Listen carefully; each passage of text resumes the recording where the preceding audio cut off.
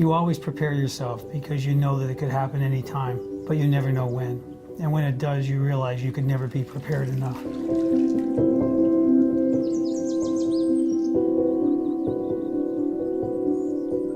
My history with kidney disease really started when I was 8 months old.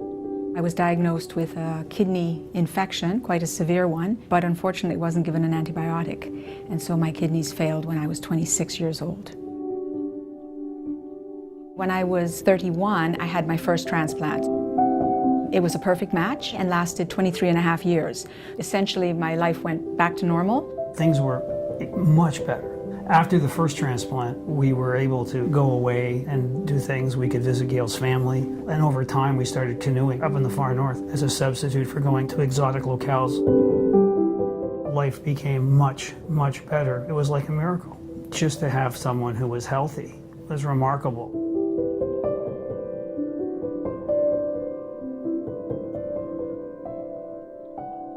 When I found out that the first transplant was failing and that I was facing dialysis again, I was devastated.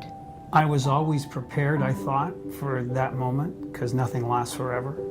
But it was horrible to think of what it was going to be like to go back on dialysis. It was not something that was easy to handle. Being on dialysis consumes your life. I'm a gardener, and normally when I garden, I go out early in the morning and I'm there all day. And when I was on dialysis the second time, a half hour was all I had, and I'd be on the couch all day. That is your life. It becomes your life. Here's my wife who's just, it was just like, they took her life right away. Unfortunately, Gail's story is all too familiar. Often a relatively young person doing and feeling quite well is found to have severe kidney failure, which has a significant impact on their lives. If we compare transplantation and dialysis in terms of quality of life, in terms of ability to re-enter society, to work full-time, and in terms of expected survival, transplantation offers superior outcomes in all of those respects.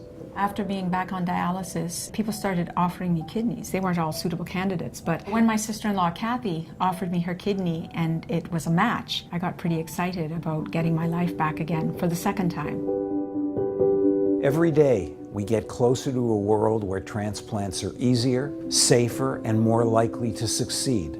When I first started working with kidney transplant patients in the 70s, the success rate at 1 year was 50%.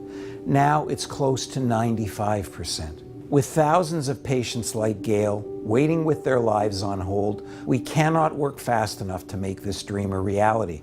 But it's not just transplants that save lives. As physician-in-chief, head of medicine at University Health Network, I cannot stress enough that there is a strong need for support throughout many of our program areas, which treat a range of important and complex medical conditions.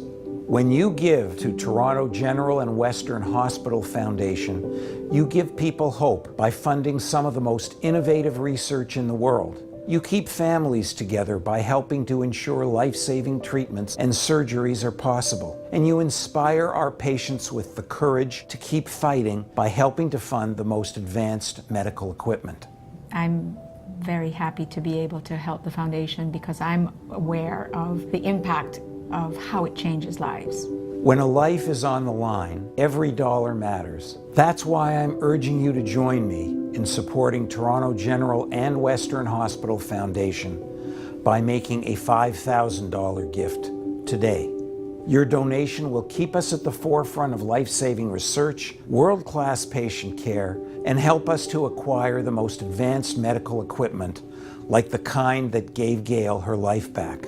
There are cliche words around things like transplantation, and one of them is the gift of life, and it is truly that. It's a gift you can never repay.